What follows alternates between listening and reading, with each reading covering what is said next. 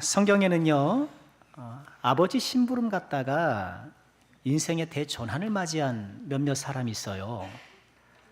대표적으로 다윗 그랬죠. 아버지 심부름으로 전쟁터에 있는 형들에게 도시락 배달 갔다가 골리앗과 싸워 이겨가지고 하루아침에 이스라엘의 영웅으로 등극했지요. 아버지 심부름으로 인생이 바뀐 또 한 사람이 오늘 우리가 읽은 본문의 요셉입니다. 요셉 역시 아버지 심부름으로 형들의 안부를 찾으러 갔는데요. 그런데 다윗이 아버지 심부름 덕에 인생이 상승한 반면 요셉은 끝모를 바닥을 향해 추락하고 맙니다. 자, 우리 지난 시간부터 우리는요, 요셉을 중심으로 전개되는 야곱의 족보를 살펴보기 시작했는데요. 야곱의 위기가정이라는 제목으로 말씀을 나누었지요. 아버지 야곱의 편애, 또 그로 인해 증폭되는 형제들의 미움, 야곱의 가정이 위태로웠습니다. 그런데 그런 위기는 마침내 오늘 본문의 사건으로 폭발하고 말았는데요. 자, 무슨 일이 일어났을까요? 우리가 읽은 것처럼요, 때는 야곱의 아들들이 세겜이라는 곳에서 양을 치고 있을 때였습니다. 세겜은요, 우리가 34장을 묵상하면서 살펴본 것처럼요, 야곱의 딸 디나가 성폭행을 당했던 그런 곳이었죠. 그 때문에 이 디나의 오빠인 시몬과 레위가 세겜족을 몰살시킨 그런 가슴 아픈 사건이 있었던 지역입니다. 일개 부족을 몰살시킨 거예요. 그 부족 이름이 또 세겜이었잖아요. 그러니 그 지역이 야곱 가문에 대해서 불편함 또는 적대감이 있을 가능성이 높죠. 왜 그곳까지 가서 양을 치는지는 모르겠습니다만 아마도 그만큼 이렇게 목축의 환경이 썩 좋지는 않았던 모양입니다. 위험한 지역으로 갔다라고 야곱도 생각했는지 요셉을 보내서 그들의 안부를 확인하려 했던 것이죠. 우리 13절 우리가 읽진 않았습니다만 야곱이 요셉에게 말해요. 내 형들이 세겜에서 양을 치지 않으냐, 너를 그들에게로 보내리라 하면서 요셉을 보내는 것이죠. 자, 아버지의 말씀에 순종한 요셉은 세겜을 향해 달려갔고요. 세겜에 도착했지만 형들은 이미 그곳을 떠난 후였습니다. 사람들에게 수소문했더니 도단이라는 곳으로 이동을 했다는 거예요.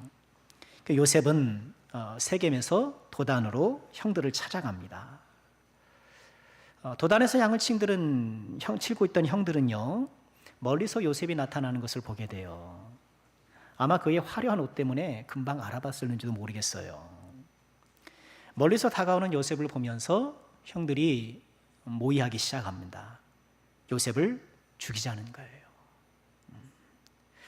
하지만 당장에 죽이려던 그들의 계획은요, 직접 죽이지는 말자라는 취지의 루벤의 제안, 또 우리가 죽여서 피를 묻히기보다는 그냥 팔자 하는 이런 유다의 제안을 거쳐서요, 결국 미디안 상인들에 의해 팔리는 것으로 종결되죠.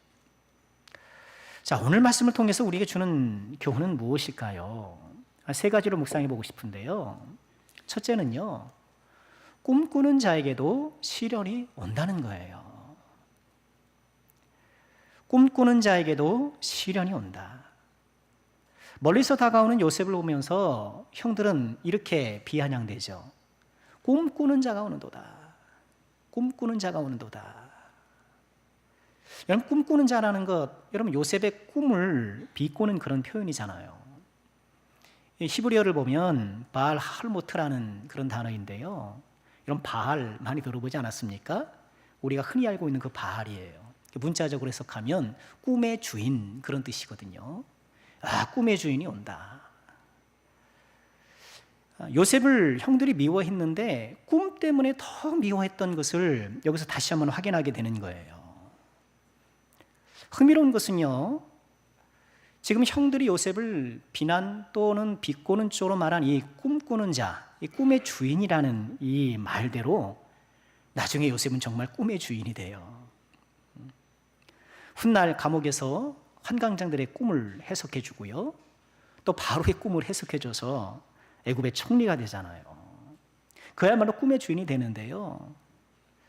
여러분, 때때로 세상의 조롱어린 표현이 우리 그리스도인들에게는 명예로운 호칭이 되는 경우가 있어요. 바리새인들이 예수님을 향해서 뭐라고 비난했나요? 죄인들의 친구라는 거예요. 세리들하고 어울리고 창기들하고도 어울리고, 물론 나쁜 어울림은 아니지만 그런 걸 보고 죄인들의 친구라고 비아냥거렸어요. 그런데 그 죄인들의 친구라는 그 별명이 우리들에게 얼마나 큰 소망입니까? 예수님께서 죄인들의 친구가 되시니 저와 여러분에게도 소망이 있는 것 아니겠습니까? 한때 우리 예수님 믿는 사람들을 일컬어 세상 사람들이 예수쟁이 그랬잖아요. 예수쟁이. 요새는 그런 말 잘 못 듣는 것 같은데, 쟁이가 뭔가요? 전문가잖아요. 예수 전문가. 우리는요, 좀 조롱을 좀 받아야 돼요. 이 세상 살아가면서요, 조롱을 좀 받을 필요가 있어요. 우리 세상에서 그리스도인들이 너무 잘 융화가 되는 것도 문제예요. 아무 문제 없이 싹 스며들어가지고 별탈 없이 살아가는 것도 어찌 보면 문제일 수 있어요. 믿음을 지키면서 조롱도 감수해야 되고, 그러나 그 조롱이 어때요? 우리를 더 그리스도 안에서 명예롭게 하는 거예요. 자, 지금 요셉이 꿈꾸는 자라고 비아냥을 받으면서 형들에게 다가가고 있는데, 여러분, 꿈꾼다는 게 뭔가요? 하나님께서 요셉에게 꿈을 주셨다는 것은 그저 내가 피곤할 때 그냥 뭐 밤에서 한번 꿈 꿨다는 게 아니잖아요. 구약시대의 꿈은 하나님께서 말씀을 주시는 수단이고, 물론 꿈은 모든 꿈이 하나님의 말씀이라고 할 수는 없겠지만 하나님께서는 종종 꿈을 통해서 하나님의 뜻, 하나님의 말씀을 계시해 주시잖아요. 요셉은 꿈을 꾸는 사람, 하나님의 말씀을 품고 살아가는 사람. 그런데 이 하나님의 말씀을 품고 가는 사람이라고 한다면 그의 삶이 탄탄대로요, 승승장구의 삶이 되어야 되지 않겠습니까? 그런데 정반대의 상황으로 전개되더라는 거예요. 요셉의 꿈이 얼마나 화려합니까? 형들의 곡식단이 탁 절을 하는 거 아닙니까? 해와 달과 11별이, 하늘에 해와 달과 11별이 자기에게 딱 절을 하는 것 아닙니까?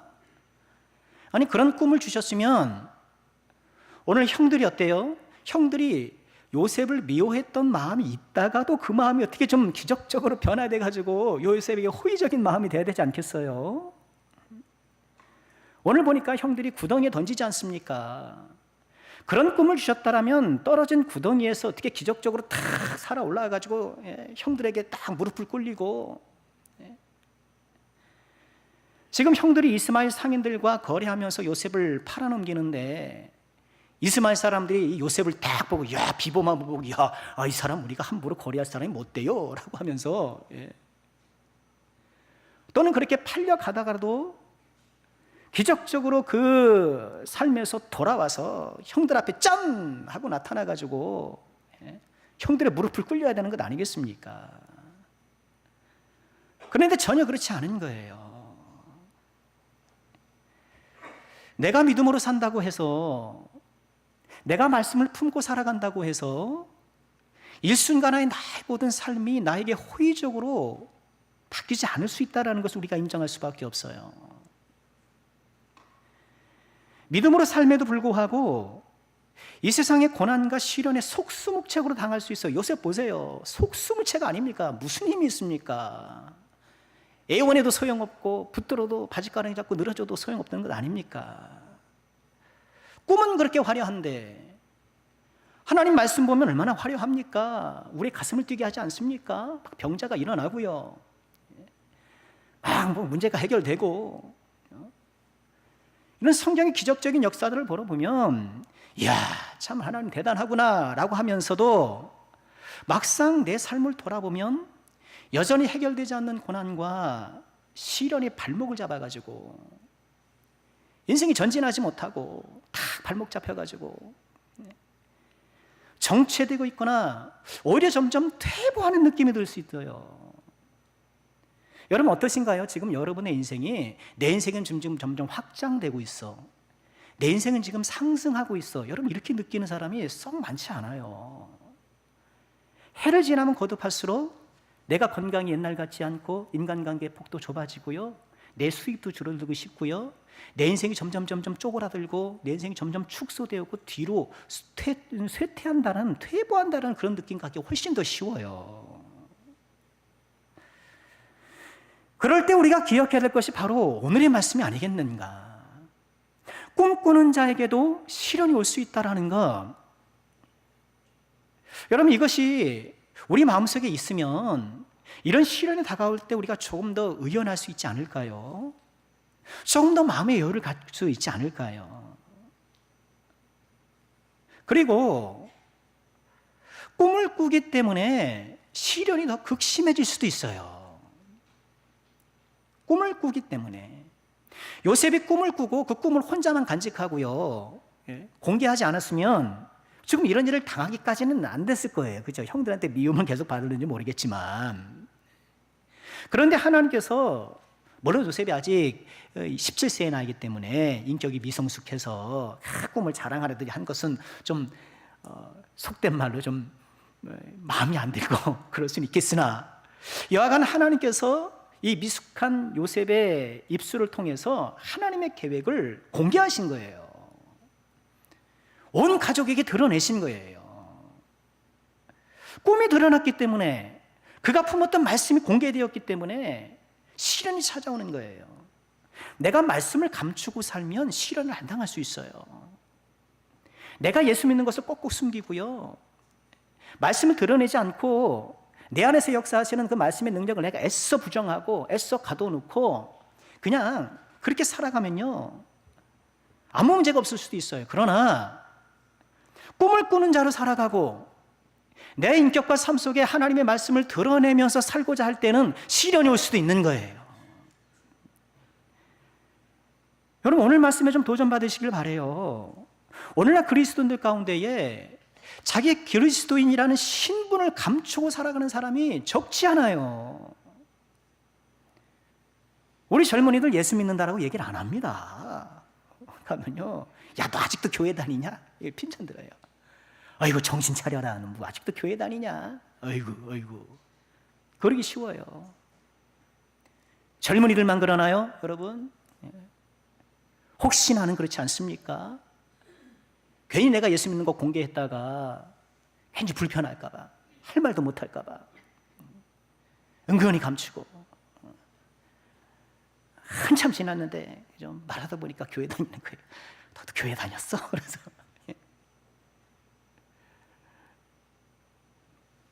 여러분 식당에서 식사하실 때 기도하고 드시나요?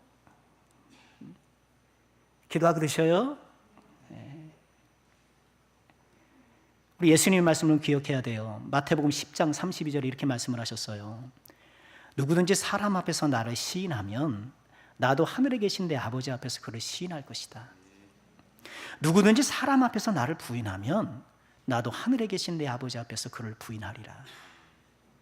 우리가 예수님을 감추는 것, 우리가 말씀을 드러내지 않고 감추며 살아가는 것에 대해서 예수님이 섭섭해 하시는 거예요. 여러분 꿈꾸는 자, 말씀을 간직한 자, 말씀을 드러내며 살고자 하는 자에게 고난과 시련은 어쩌면 당연한 건지도 몰라요. 오늘 요셉을 끌어 꿈꾸는 자라고 이렇게 표현하시면서 지금 고난을 향하여서, 박해를 향하여서 한 걸음 한 걸음 나아가고 있잖아요. 이 이야기를 통해서 우리에게 보여주시는 메시지가 뭐겠습니까? 꿈꾸는 자에게 이런 예기치 못할 인생의 시련과 고난이 있을 수 있다는 것을 이렇게 보여주는 것 아니겠습니까? 시련이 있습니까? 꿈꾸는 자이기 때문에 그런 거예요. 꿈꾸는 자이십니까? 시련에 맞서세요. 우리가 두 번째 기억할 것은요, 이런 꿈꾸는 자의 시련은 하나님의 문제라는 거예요. 우리가 이것을 꼭 기억해야 돼요. 꿈꾸는 자의 시련은 하나님의 문제라는 거. 우리는 시련을, 고난을 나의 문제로 생각하기 쉬운데 궁극적으로 하나님의 문제예요. 자, 오늘 말씀 보실까요? 형들이 요셉을 죽일 음모를 꾸미면서 어떻게 합니까? 20절 볼까요? 자, 그를 죽여 한 구덩이에 던지고 우리가 말하기를 악한 짐승이 그를 잡아먹었다 하자. 그 다음 보세요. 그의 꿈이 어떻게 되는지를 우리가 볼 것이니라. 그의 꿈이 어떻게 되는지 보자. 우리 절을 받고 요셉이 높은 자리에 올라간다는 그런 꿈인데 우리가 그를 구덩이에 한번 던져보자. 그를 죽여보자. 그 꿈이 어떻게 되는지 보자. 여러분, 형들 입장이라면 제가 형이라도 그죠? 그 꿈이 얼마나 기분이 나빴겠습니까? 그러나 이 형들은요, 인간적으로 기분이 나빴지만 그 꿈이 하나님의 계시와 하나님의 뜻이라는 것을 모를 리 없었을 거예요. 여러분, 야곱도 어땠나요? 야곱도 이제 에서를 피해서 도망갈 때 베델에서 꿈을 꾸면서 사닥다리를 모여서 꿈을 꾸면서 본 거예요. 그리고 외삼촌 라반의 집에서 막 이렇게 노동하면서 고통당할 때 하나님께서 집으로 돌아가라고 하셨을 때도 어떻게 해요? 꿈에 그러신 거예요. 여러분, 야곱이 이 얘기를 자녀들에게 얼마나 많이 했겠어요? 우리 부모님도 그러잖아요. 자식들 앉혀놓으면 했던 말 또 하고 했던 말 또 하고 했던 말 또 하고. 야곱도 그랬을 거예요. 요셉의 꿈이 범상치 않았을 것은 틀림없었지만 감정적으로 싫은 거예요. 뭔가 있을 수 있고 하나님 뜻이 있을 수 있겠지만 내가 싫은 거예요. 그러면서 그 꿈이 어떻게 되는지 보자. 이것은요, 요셉의 꿈을 통해서 보여주신 하나님의 계획에 대한 도전인 거예요. 하나님의 꿈에 대한 도전인 거예요. 요셉을 죽여서 하나님이 주신 꿈을, 하나님의 말씀을 그저 하룻밤의 꿈으로 전락시키고 하나님의 계획을 무산시키려고 하는 거예요. 여러분, 여기서 우리는 꿈꾸는 자의 시련 배후에 어떤 영적 세력이 있다는 것을 짐작하지 않겠습니까? 형들의 증폭되는 미움을 이용해서, 야곱 가문의 그 편애를 이용해서 지금 하나님의 계획을, 야곱 가문을 통하여서 이루실 하나님의 계획을 지금 무산시키고 좌절시키라는 악한 영적 세력이 있다는 것을 우리가 짐작하게 되는 거잖아요. 사람의 악한 마음과 그런 분노에 기생해서 꿈꾸는 자를 통해 이루실 하나님의 계획을 무산시키려고 하는 것. 또 이 시련을 통해서 꿈꾸는 자의 믿음을 훼손해서 하나님과의 관계를 멀어지게 하고, 하나님으로 하여금 자기 자녀를 잃어버리게 하고, 또 하나님의 계획도 이루어지지 못하도록 이게 안간힘을 쓰는 영적 세력. 그러니 믿는 자의 시련은 그저 나가 겪는 인생에 어쩌다가 만나는 그런 환난 시련이 아니고 그것 자체가 영적인 문제인 거예요. 세상 사람들은 시련이 다가오면 해결이냐 좌절이냐의 문제로 바라봐. 이걸 내가 이길 수 있을까? 그렇지 않을까? 또는 이익과 손해의 관점에서 봐요. 이것이 나에게 손해가 되냐 이익이 되냐 이렇게 봐요. 그러나 우리 하나님의 사람들은요, 우리에게 시련이 다가왔을 때에 그런 승리와 좌절 혹은 이익과 손해의 관점으로 보는 것이 아니라 뭘로 바라보는 거예요? 이것이 하나님과의 관계에 어떤 영향을 끼칠 것인가, 영적인 관점으로 보게 되는 거예요. 그러니 꿈꾸는 자, 하나님의 사람들에게 있어서 시련은 항상 영적인 문제인 거예요. 어찌 보면 우리에게 다가오는 크고 작은 시련들은요, 하나님을 향한 도전인 거예요. 하나님의 문제인 거예요. 감사한 것은 무엇입니까? 하나님은 하나님을 향한 도전에 한 번도 피하신 적이 없으신 거예요. 하나님의 계획과 하나님의 사람들을 향한 도전에서 하나님은 결코 실패한 적이 없으셔요. 요한복음 10장 28절에서 이렇게 말씀을 하십니다. 우리 다 같이 읽어볼까요? 시작. 내가 그들에게 영생을 주노니 영원히 멸망하지 아니할 것이요 또 그들을 내 손에서 빼앗을 자가 없으리라. 29절도 보실까요? 그들을 주신 내 아버지는 만물보다 크심에 아무도 아버지의 소원에서 빼앗을 수 없느니라.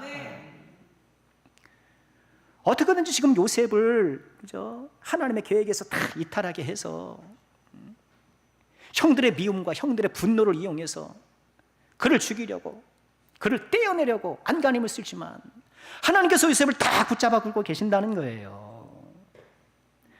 또 하나님께서 이루실 계획을 반드시 이루실 거라는 거예요. 우리가 끼고 다니는 성경 66권에 뭐가 들어있습니까? 하나님의 꿈이 들어있는 것 아닙니까? 하나님의 약속이 들어있는 것 아닙니까? 우리들의 과거와 현재와 미래에 관한 모든 약속들이 이 말씀 안에 담겨있는 것 아닙니까? 우리가 잠깐 시련에 노출되어서 고통할 수 있으나 하나님께서는 우리 가슴에 품게 하신, 우리 옆구리에 품게 하시고 우리를 하금 읽게 하시고 우리를 하금 믿게 하신 이 말씀의 계획들, 그 말씀에 있는 꿈들을 반드시 이루어 주실 거예요. 여러분 이 사실을 꼭 믿으시길 주의 이름으로 축원합니다. 이어지는 요셉의 이야기가 그래서 생생하게 증거하지 않습니까? 요셉의 인생은 추락의 추락을 거듭해요. 부잣집 아들에서 도련님에서 노예에서 죄수로, 죄수 가운데서도 뭐예요? 간통죄를 저지른 파렴치한 죄수로 점점점 그 인생이 바닥으로 곤두박질지만 결국 하나님께서 그 요셉을 이끌어 주시고 마굽의 위기 과정을 하나님의 구원사를 이루실 민족으로 태동시키지 않으십니까? 하나님은 결코 그의 좌절을, 그의 계획을 좌절시키지 않으시고 그것을 허락지 않으시는 거예요. 로마서 8장 35절 이하에 그래서 이렇게 고백하고 찬양하는 거예요. 누가 우리를 그리스도의 사랑에서 끊으리요? 환난이나 곤고나 박해나 기근이나 적신이나 위험이나 칼이랴. 기록된 바 우리가 종일 주를 위하여 죽임을 당하게 되며 도살당할 양같이 여김을 받았다 함과 같으니라. 환난, 공고, 박해, 기근, 적신, 위험 이런 것들이 막 있으니까 어때요? 도살당할 양, 도살장에 끌려가는 그 소처럼 양처럼 그런 가축처럼 우리가 여김을 받았다. 다 그렇게 본다는 거예요. 어이구 저 불쌍한 인간 저렇게 끌려가네, 저렇게 고난에 끌려가네, 어이구 저 어째 그러는 거예요. 그러나 이 모든 일에 우리를 사랑하신 이로 말미암아 우리가 넉넉히 이기느니라. 넉넉히 이기느니라.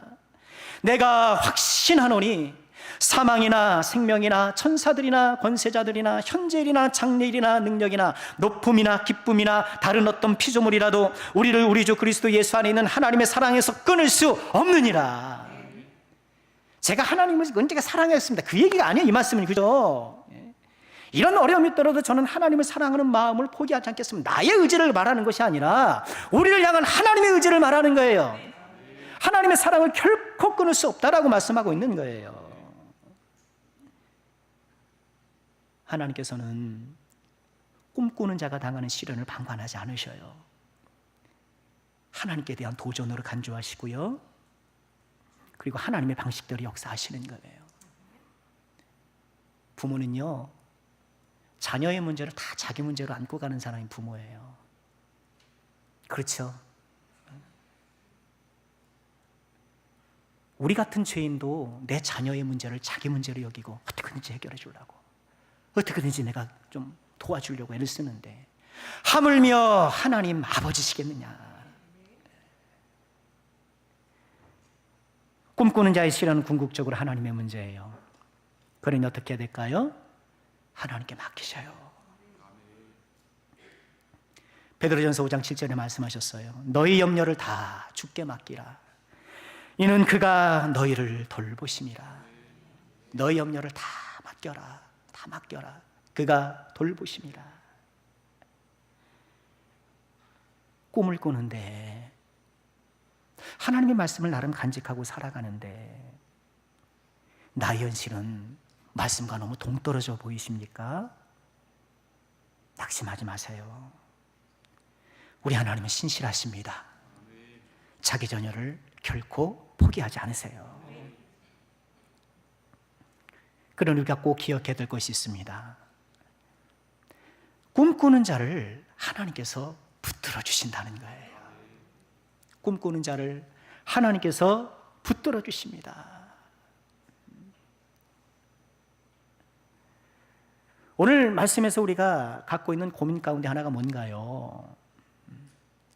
지금 꿈꾸는 자 요셉이 이렇게 형들에게 사정없이 당하고 있는데 속수무책, 속수가 뭡니까? 손이 묶여 있는 거잖아요. 속수는 손이 묶여 있는 거예요. 여러분, 손이 묶이면 뭘 할 수 있겠습니까? 정말 대책이 없는 속수무책이잖아요. 아니, 꿈꾸는 자가 이렇게 속수무책으로 당하고 있는데 하나님은 과연 뭐 하고 계시냐, 이런 거예요. 우리가 인생을 단편으로 볼 때 그렇게 하나님 앞에 원망할 때가 있잖아요. 내가 고통할 때 왜 하나님은 침묵만 하고 계시는가? 이것이 우리 그리스도인의 늘 풀리지 않는 숙제 가운데 하나였잖아요. 가끔 이게 좀 비극적인 소식을 들으면, 가슴 아픈 소식을 들으면 참 그런 생각을 하게 돼요. 여러분, 작년 11월 22일 아침 6시 46분경에 강원도 춘천에서 80대 운전자 한 분이 횡단보도를 보행하던 여성 3분을 친 사고가 있었어요. 3분이 모두 병원으로 옮겨져서 한 분이 70대, 2분은 60대 여성분이었는데요. 이 3분이 모두 새벽 예배를 마치고 집에 가던 길이었어요.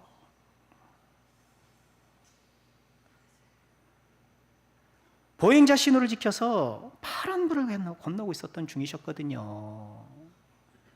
그런데 어찌된 노릇인지 신호 위반을 한 것 같아요. 새벽 예배를 마치고 집에 가는 중이라고 한다면 달려오던 차도 멈추고, 날려있던 사고도 안 나야 되고, 그래야 되는 것 아닙니까?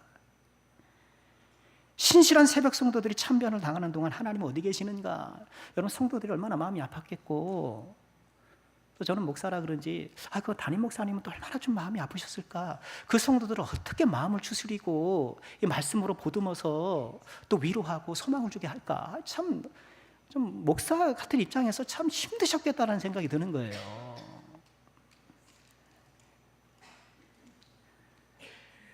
오늘 요셉도 그렇지 않습니까? 꿈꾸는 자, 하나님의 말씀을 품은 자가 옷이 벗겨지고 구덩이로 내어던지고 팔리고, 이런 모든 시련의 와중에 하나님은 가만히 계시는 거예요. 오늘 본문 이야기 속에 오늘 37장에 하나님이 한 번도 등장하지 않아요. 하나님이라는 단어도 없어요. 그러나 우리가 확신하는 것은 뭐예요? 하나님은 결코 침묵하지 아니하신다는 거예요. 하나님은 쉬지 않으셔요. 하나님이 쉬지 않으셔요. 이 모든 상황 가운데 하나님께서 개입하사 역사하셔요. 처음에 형들이 어때요? 요셉을 죽이려고 해요. 오늘 말씀 보면은요, 바로 죽이려고 그러는 거예요. 바로 죽이려고 하니까 큰형 루벤이 그렇게 얘기를 하잖아요. 야, 우리가 직접 손을 대지 말고 그냥 구덩이에 던지자. 구덩이에 던지자. 야, 구덩이에 던져가지고 거기서 이제 뭐 자연스럽게 거기서 뭐 굶어 죽든지 그렇게 하자는 거예요. 직접 내가 이렇게 죽이지 말자는 거예요. 우리가 읽었던 것처럼 루벤은 어떻게든지 우선 구덩이에다가 던져놓고 나중에 건져가지고 아버지께 돌려보내고 그랬던 거예요. 루벤은 왜 이런 생각을 했을까? 루벤은 기분이 안 나빴을까? 성경학자들은요, 루벤이 장자가 아버지의 첫 비라를 범했잖아요. 아버지의 침상에 올랐단 말이에요. 그러니 이렇게 좀 위기에 처한 요셉을, 아버지가 사랑하는 요셉을 어떻게 좀 구출해줘서 아버지의 침상을 더럽힌 그 죄를 조금이라도 좀 사죄하려 했던 것이 아니겠느냐, 그런 의견에 학자들이 대체로 동의를 해요. 요셉을 죽이려던 이 의견에 득세한 가운데에 아버지를 향한 죄송한 마음을 품은 그 죄송한 마음을 하나님께서 딱 사용하셔서요, 요셉의 생명을 우선 건져주신 거예요. 요셉을 구덩이에 던지잖아요. 그런데 오늘 말씀 보면 때마침 구덩이에 뭐가 없었다? 물이 없었다 그래요. 그러니까 이 구덩이는요, 물을 담아놓기 위한 거였어요. 유목민들이 이 바위나 이렇게 땅에다가 물을 이렇게 저수조를 파놓고요. 그리고 그 벽을 회반죽으로 이렇게 해서 방수 처리를 했대요. 그런데 때마침 그때 물이 없었던 거예요. 루벤이 그걸 봤는지도 모르겠지만, 여기 물이 있었으면 어떻겠습니까? 물이 깊었으면 요셉이 거기서 빠져 죽을 수도 있을 것이고, 옷이 벗겨진 요셉이 그 찬물에서 어떻게 해요? 아마 더 빨리 목숨이 잃었는지도 모르겠어요. 하지만 때마침 물이 없었고, 그리고 얼마 지나지 않아서 저 멀리 이스마엘 상인들이 낙타를 타고 투벅투벅 애굽으로 내려가는 것이 발견된 거예요. 그것을 보고 유다가 뭐라 그래요? 야, 우리가 뭐 죽여서 뭘 여기 있겠냐. 말씀 보니까 과관이에요. 우리 동생이 아니냐, 혈육이 아니냐. 아유 참, 그죠? 동생이 아니냐, 혈육이래 가면서 우리가 죽이기보다는 우리가 팔아먹자, 이렇게 얘기를 하는 거예요. 이 유다나 가룟 유다나 참 계산이 빠른 것 같아요. 유다라는 이름은 참 계산을 잘하는 것 같아요. 이 다음에 자식 나면 유다라고 지을 사람은 없을 것 같은데 계산 잘하라고, 수학 잘하라고 유다라고 이름 지을 사람은 없을 것 같은데요. 마귀는 형제들의 미움과 분노에 다 기생해서 지금 요셉을 딱 죽이려고 하는데, 그 와중에서도 하나님께서는 어때요? 루벤의 죄송한 마음, 유다의 얄팍한 계산, 때마침 지나가는 이스마엘 상인, 또 때마침 비어있는 구덩이, 이런 모든 사랑과 상황을 우리 하나님께서 섭리 가운데 역사하셔서 지금 요셉의 목숨을 건지고 계시는 거예요. 여는 그거예요. 하나님이라는 이름은 등장하지 않지만 무슨 기적이 일어나고 어떤 그런 놀라운 일이 일어나고 있지는 않지만 하나님께서는 여전히 역사하고 계신다는 거예요. 이어지는 모든 요셉의 인생 가운데서도 우연을 가장한 하나님의 섭리로 계속해서 개입하시죠. 그만큼 많은 집에 보디발의 집으로 팔려갔고, 하필이면 감옥에 가서 그 정치인들과 함께 감옥 생활하면서 이 애굽의 정치 상황을 나도 모르게 다 파악하게 되고, 이런 모든 것들이 다 우연을 가장한 하나님의 섭리였던 것이죠. 요셉이 시련 가운데 지금 버둥버둥하고 살려주세요 하면서 울부짖는 그 시대에, 그때에 하나님께서는 침묵하시는 것 같고 아무것도 안 하는 것 같지만, 하나님께서는 결코 쉬지 않고 하나님 방식대로 역사하시고 우연을 가장한 하나님의 섭리를 동원하사 지금 요셉을 이끌어가고 계시는 거예요. 이것이 하나님 아닙니까? 사탄이 예수님을 죽여서 사망의 권세 아래 둬가지고 하나님의 구원 계획으로 다 무산시키려고 했잖아요. 하나님의 아들 내가 죽이면 돼 라고 생각했는데, 하나님께서 어떻게 하셨어요? 그 죽임을 역이용하셔서 부활의 능력으로 예수님을 살리셔서 완전히 역선시키신 것 아닙니까? 꿈꾸는 자에게는 언제나 이런 하나님의 손길이 있으며 하나님의 큰 그림이 있다는 것을 여러분 꼭 믿으시고, 이 하나님의 위대한 손길이 나의 삶을 떠받치고 있다는 것을 꼭 기억하고, 우리 다시 한번 용기 가운데, 인내 가운데 믿음의 길을 힘써 걸어가겠습니다. 하나님이 보이지 않아 당황스럽습니까? 하나님은 결코 쉬지 않으셔요. 보이지 않는 것 같으나 여전히 살아 역사하십니다. 믿음의 눈을 들어 그 하나님 바라보시길 바랍니다. 말씀 마칠까 합니다. 보라, 꿈꾸는 자가 오는도다. 여러분, 오늘 말씀에는요, 우리 성경에는 보라가 생략되어 있어요. 보라. 여러분, 성경에 보라라는 단어가 나오잖아요. 그 보라라는 단어는 뭐라 그래요? 본래 성경은요, 읽는 게 아니라 낭독하기 위해서 기록된 거예요. 그렇잖아요. 옛날에는 뭐 인쇄술이 없으니까 또 일일이 베껴서 던지는 사본을 이렇게 주기가 여의치 않으니까 성경을 낭독하는 거예요. 낭독하다 보니까 낭독을 용이하게 하려고 엑세텐 같은 걸 넣어요. 그래서 노래하듯 이렇게 읽는 거예요. 근데 읽다가 청중들이 좀 귀를 기울이고 주목해야 될 부분이 있으면 보라가 들어가는 거예요. 창세기를 쭉 읽다가 이 대목에서는 좀 귀를 기울여야 해 라고 할 때 뭐가요? 보라가 들어가는 거예요. 성경에 보라는 그런 기능이 있는 거예요. 오늘 말씀도 번역은 되지 않았지만 원문에 보라가 들어가 있는 거예요. 보라, 꿈꾸는 자가 온도다. 보라, 꿈꾸는 자가 오는도다. 여러분, 이 말씀은 지금 미움과 분노에 사로잡힌 형들의 그 입술을 통해서 주시는 하나님의 말씀 아니겠습니까? 그들의 부족한 입술을 통해서 우리가 어떤 사람인지, 우리가 어떤 정체성을 띤 사람인지를 지금 확인해 주시는 것 아니겠습니까? 지금 이 그림을 보십시오. 꿈꾸는 자가 지금 다가가고 있습니다. 꿈꾸는 자가 지금 자신의 앞에 있는 음모와 박해와 미지의 미래, 그 어둠을 향해서 꿋꿋이 걸어가고 있는 이 그림, 여러분, 이 그림을 통해서 우리가 무엇을 말씀하시고 계신 걸까요? 꿈꾸는 자, 말씀을 품고 말씀을 드러내며 살아가는 이 사람이 지금 세상을 향하여서 담대히 나갈 것을, 꿈꾸는 자로서 말씀을 품은 자로서 나갈 것을 우리에게 말씀하는 것 아니겠습니까?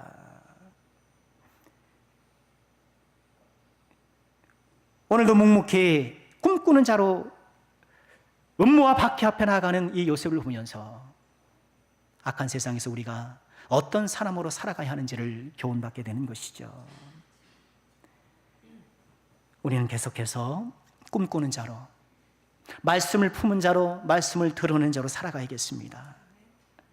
그런 꿈꾸는 자에게도 시련이 있음을 알아 의연한 마음을 갖고, 그 꿈꾸는 자의 시련은 나의 문제를 넘어 하나님의 문제라는 것을 알고, 꿈꾸는 자를 하나님의 손에 여전히 붙잡아 주신다는 것을 꼭 기억하고, 꿈을 포기하지 말고 꿈꾸는 자로 힘껏 우리의 인생을 걸어나가야겠습니다. 꿈꾸는 자에게 그 꿈을 주신 하나님께서 마침내 역사하실 것입니다. 이 귀한 능력을 체험하고 이 하나님의 놀라운 영광을 경험하는 우리 사랑하는 모든 제중들 되시기를 주의 이름으로 축원합니다.